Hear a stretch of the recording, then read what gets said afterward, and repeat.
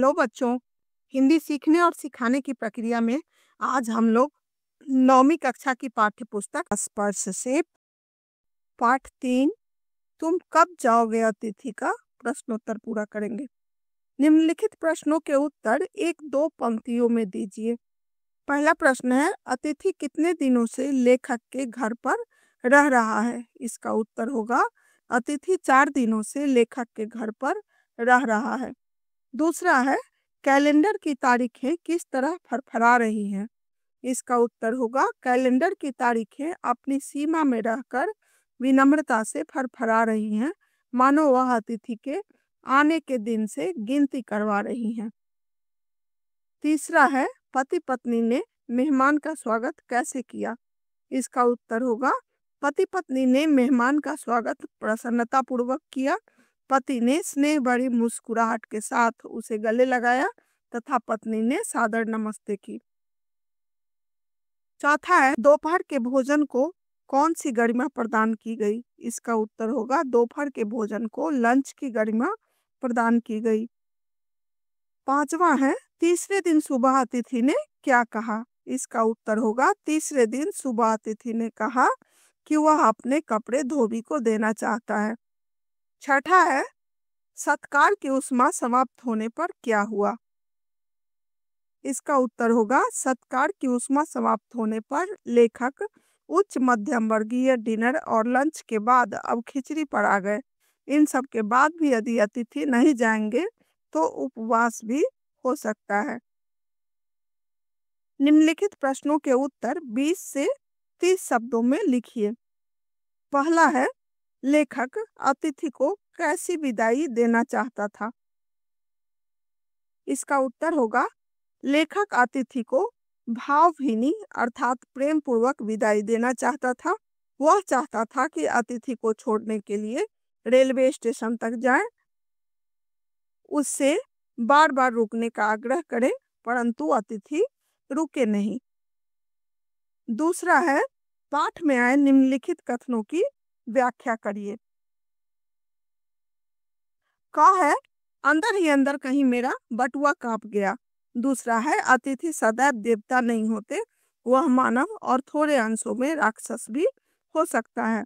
ग है, लोग दूसरे के होम को स्वीटनेस को काटने न दौड़े। घा है, मेरी सहनशीलता की वह अंतिम सुबह होगी। अंतिम है, एक देवता और एक मनुष्य अधिक देर साथ नहीं रहते। का उत्तर होगा अतिथि को देखकर लेखक यह सोचने लगे कि अब तो अतिथि की खातिरदारी में अतिरिक्त खर्च करना पड़ेगा। उनको लगा कि खर्च के बोझ से अब बटुआ भी कांप जाएगा। खा का उत्तर होगा अतिथि यदि कम समय के लिए आए तो देवता होते हैं, उन्हें चाहिए कि वे अपना देवत्व बनाए रखें, अर्थात अगले दिन लौट जाएं। ज्यादा समय तक रुकने से वह मेजबान के लिए पीड़ा का कारण बन सकते हैं और मानव के रूप में राक्षस नजर आने लगते हैं। गा का उत्तर होगा अतिथि जब ज्यादा दिन तक रुक जाते हैं तो मेजबान के घर में अशांति बढ़ने लगती है। खर्च की अधिकता से भी परिवार परेशान हो जाता है। अतिथि को चाहिए कि वह कम समय में ही अपने घर लौट जाए, इससे मेजबान के घर की शांति बनी रहेगी। घा का उत्तर होगा लेखक को लगने लगा है कि अतिथि यदि 5वें दिन भी रुकेंगे तो उनकी सहनशीलता समाप्त हो जाएगी। उनका परिवार पिछले 4 दिनों से यह इंतजार कर रहा है कि अतिथि कब जाएं और वह चैन की सांस लें। गा का उत्तर होगा देवता कुछ ही समय के लिए दर्शन देते हैं। अतिथि की तुलना देवता से की जाती है, इसलिए उन्हें भी कुछ ही समय तक मेहमान के रूप में रुकना चाहिए। ज्यादा दिन तक रुक जाने से वह मेजबान के लिए भारी पड़ने लगता है।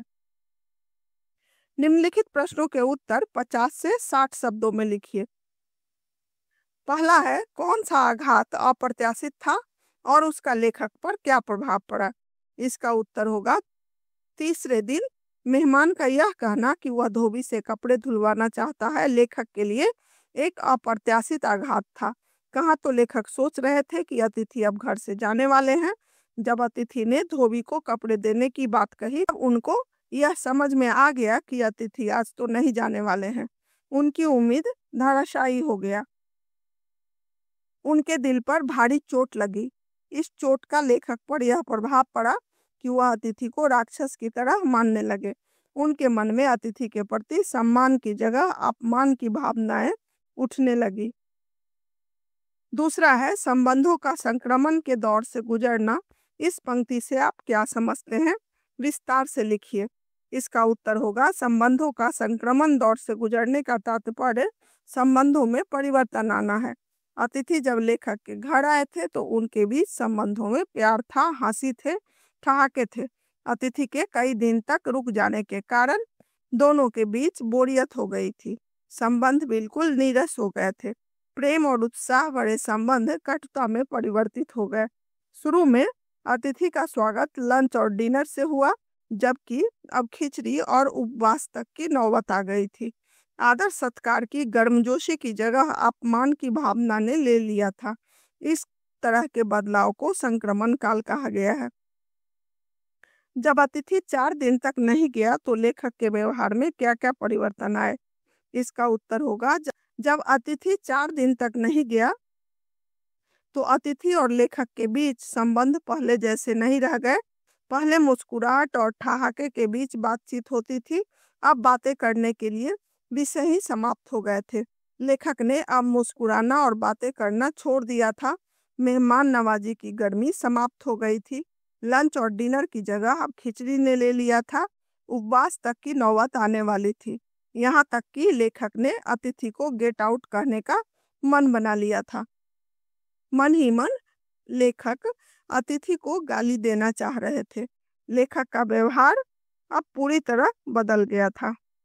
तो आपको मैं सरल और सहज भाषा में उत्तर देती हूँ। आपके प्रश्न पत्र के अनुसार यदि पाठ को समझ लोगे तो इसको बड़ा या छोटा करना बहुत ही आसान हो जाएगा। और यदि प्रश्नोत्तर आपको पसंद आया हो तो मेरे चैनल को लाइक करिएगा, ताकि आपको प्रत्येक पाठ का ऐसे ही विश्लेषण मिले और प्रश्नों के उत्तर मिले। ठीक है? और कोई भी दिक्कत हो तो आप कमेंट सेक्शन में लिखकर पूछ सकते हो। तब तक के लिए बाय।